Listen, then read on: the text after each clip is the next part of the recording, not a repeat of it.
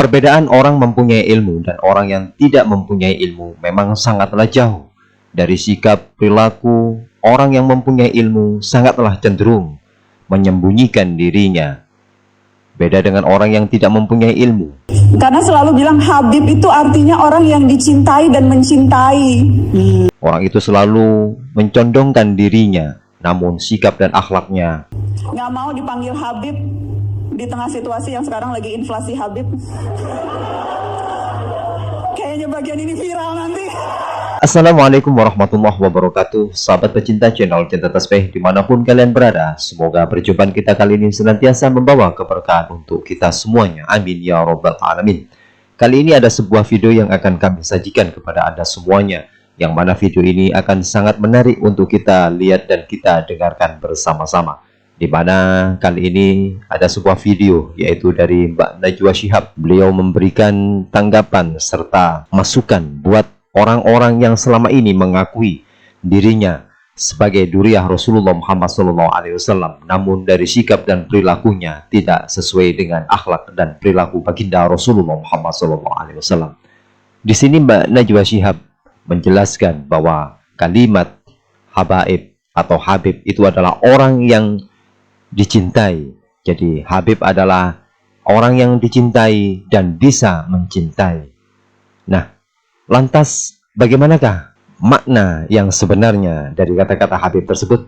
Marilah kita simak video berikut ini. Umur 13 tahun udah merantau jauh, ninggalin ibu bapaknya untuk belajar Al-Quran di Al-Azhar University di Kairo.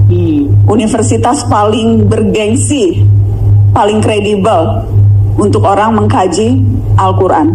Abi melakukan itu dari umur 13 tahun. Jadi udah lebih dari hampir 80 tahun hidup dan belajar dengan Al-Quran. Tapi tidak pernah sekalipun merasa dirinya tahu segala. Gak pernah merasa jadi ahli pemegang kunci surga yang bisa dengan gampang bilang lu masuk neraka, lu masuk surga gitu. Gak pernah tuh menghakimi orang.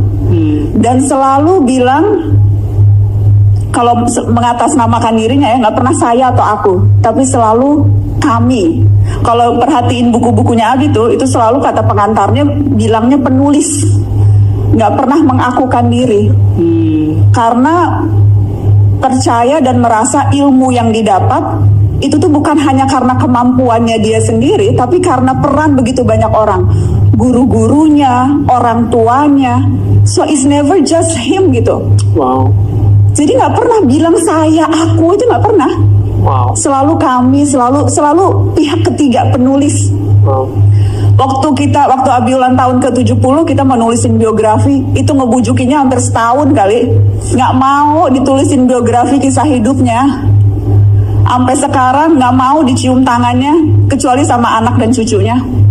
Nggak mau dipanggil Habib di tengah situasi yang sekarang lagi inflasi Habib. Kayaknya bagian ini viral nanti. Biarin aja.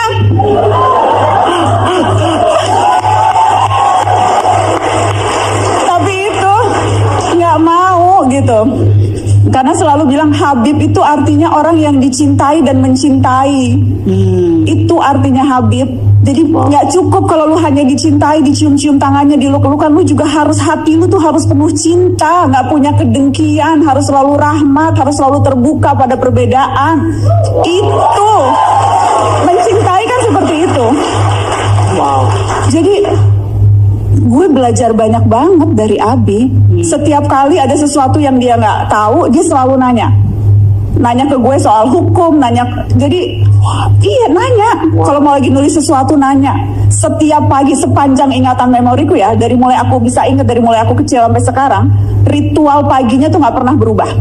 Bangun pagi, sholat subuh, duduk di meja kerjanya, ada teh Lipton di samping kanannya yang diseduhnya sendiri, pakai sarung, dan selalu either nulis, either baca, either ngetik. Penulis paling produktif saat ini, bukunya udah puluhan. Belum selesai satu buku udah punya ide baru untuk nulis buku yang lain.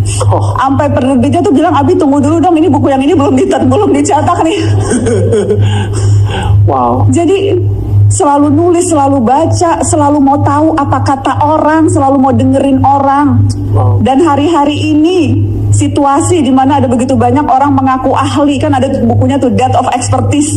Lu baru tahu satu buku aja masih nyontek-nyontek belakangnya lu udah ngaku ahli gitu. Keluar-keluar deh di media sosial merasa ahli segala hal. Di tengah begitu banyak orang yang sekarang begitu mengklaim kebenaran. Ya. Abi itu contoh buat gue yang luar biasa. Karena dia tahu banyak sekali hal, tapi nggak pernah mengkerdilkan orang lain. Wow. Tahu kan? Dan itu tuh jadi panutanku tuh itu. Ya. Panutanku tuh Abi Quraisy, panjang umur, sehat selalu ya Allah. Aku tuh Yes, selalu amin, aku tuh amin. selalu deg-degan banget setiap kali bicara Abi karena aku ngelihat Abi makin tua, 80. Dan makin, aku inget tuh aku kemarin ngobrol kayaknya nggak akan pernah siap deh. Kita nggak pernah siap melihat orang tua kita tua ya. Aku tuh tinggal di rumahku tuh bener-bener di belakang rumah Abi. Jadi aku tuh setiap hari jalan kaki gitu ke rumah Abi, setiap hari ketemu. Tapi setiap hari terus ngelihat, kok kayaknya Abi makin tua dan aku makin deg-degan ya Allah. Aku takut banget Abi meninggal. That's my biggest fear kalau Abi meninggal gimana? Ya itu terus menerus yang sampai sekarang aku lakukan tuh belajar tawakal, belajar Artinya apa tuh? Tawakal itu kata Abi itu dari kata wakilu dan yakilu, mewakilkan, Oke. diwakilkan. Jadi kalau kita tawakal itu kita menyerahkan urusan kita, minta diwakilkan kepada Tuhan. Oke. Tapi kata Abi bedanya kalau minta perwakilan manusia sama perwakilan Tuhan. Perwakilan manusia tuh kita biasanya ya udah terserah lu deh, wakilnya lu melakukan apapun gitu. Udah gua wakilin, you do what Yeah. you have to do gitu. Yeah. Tapi kalau kita minta urusan kita diwakili oleh Tuhan, it doesn't work, terserah Tuhan. Maksudnya we have to put the effort juga. Ya. Harus ada effortnya, and then to some extent kita serahkan ke Tuhan biar Tuhan yang mewakili urusan-urusan kita. Wow. Oke. Jadi that's what I'm trying to do gitu. Yeah. Maksudnya Tapi kalau untuk bisa sampai ada di tahap itu harus bisa berdamai dulu dengan Tuhan kan. Iya. Pernah nggak sih Mbak Nana kayak marah sama Tuhan dan bagaimana akhirnya kalau misalnya pernah, bagaimana akhirnya bisa berdamai dengan Tuhan? Abi selalu ngulang-ngulang ini dari dulu. Sebetulnya dan Abi juga bilang kita tuh seringkali berprasangka buruk pada Tuhan. Dan itu dosa pertama manusia, katanya dosa pertama Adam tuh, sehingga kemudian akhirnya ia turun ke bumi, itu karena dia berprasangka buruk pada Tuhan. Wow.